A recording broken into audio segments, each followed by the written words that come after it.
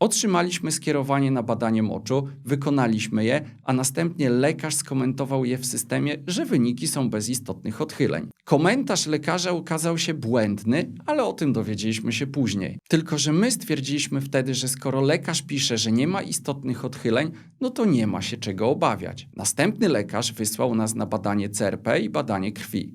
Jak się okazało, to skierowanie mogło uratować naszej córce zdrowie, bowiem wyszło na jaw, że ma CRP na poziomie 236.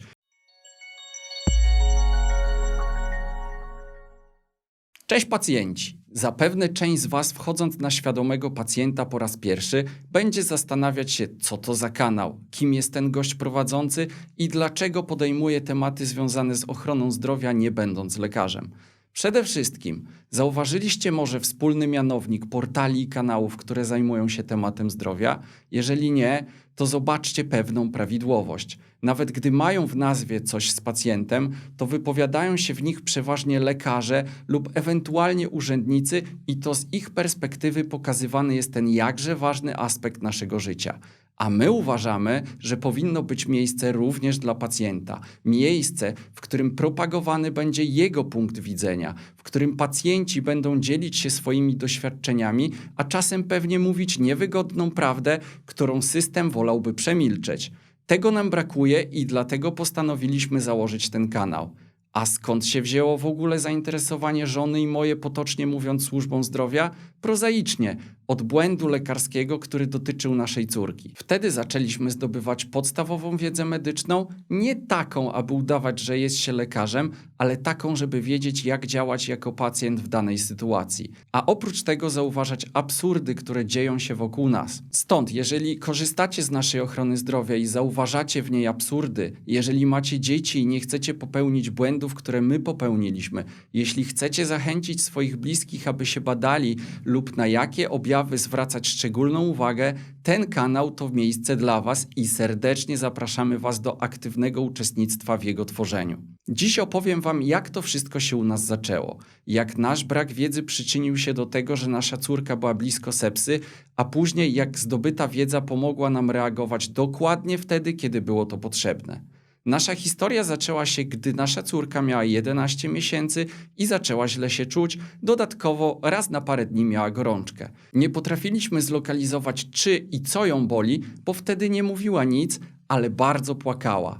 A to był taki płacz ewidentnie na ból. Ciągle zastanawialiśmy się, co się dzieje. Nosiliśmy na rękach, udawało nam się ją uspokajać. Z upływem czasu zaczęła jednak mocniej płakać, a noszenie i kołysanie na rękach przestało pomagać.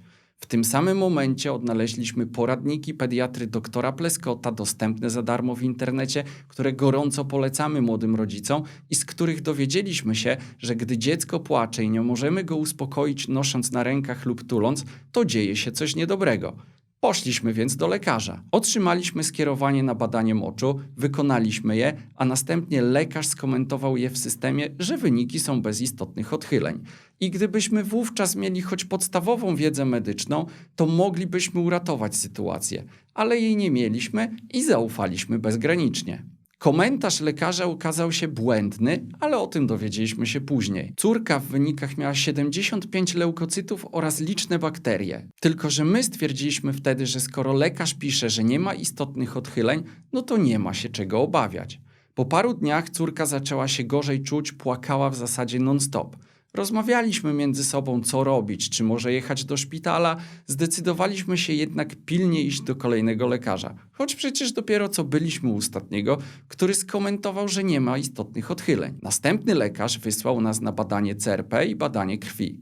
Jak się okazało, to skierowanie mogło uratować naszej córce zdrowie, bowiem wyszło na jaw, że ma CRP na poziomie 236, gdzie norma była do 5, a w morfologii miała ponad 20 000 krwinek białych. Wieczorem tego samego dnia otrzymaliśmy telefon z placówki medycznej, w której wykonane było badanie, abyśmy natychmiast udali się do szpitala, bo to stan, który może zagrażać zdrowiu córki. Przerażeni wsiedliśmy w samochód i pojechaliśmy do szpitala. Ponieważ córka była w złym stanie ogólnym, lekarz powiedział nam, że podejrzewa sepsę. Natychmiast przyjęto ją na oddział, wykonano pilne badania, w tym badania krwi i moczu oraz został pobrany córce płyn mózgowo-rdzeniowy. Na szczęście okazało się, że to tylko zapalenie układu moczowego.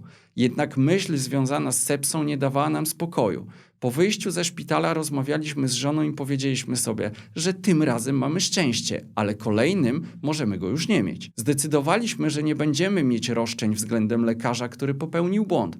Uznaliśmy, że sedno materii to nasz brak wiedzy, którą gdybyśmy mieli, moglibyśmy uratować sytuację znacznie wcześniej. Bo to nie jest trudne, żeby wiedzieć, że gdy w moczu są leukocyty i bakterie, których normalnie nie powinno tam być, to trzeba zdecydowanie działać. Ta wiedza uratowała nas parę lat później, gdy urodził nam się syn. Nie miał nawet miesiąca, a przejawiał dosłownie te same objawy co córka. Zareagowaliśmy więc, robiąc badanie moczu, które znowu wykazało 75 leukocytów oraz bardzo liczne bakterie.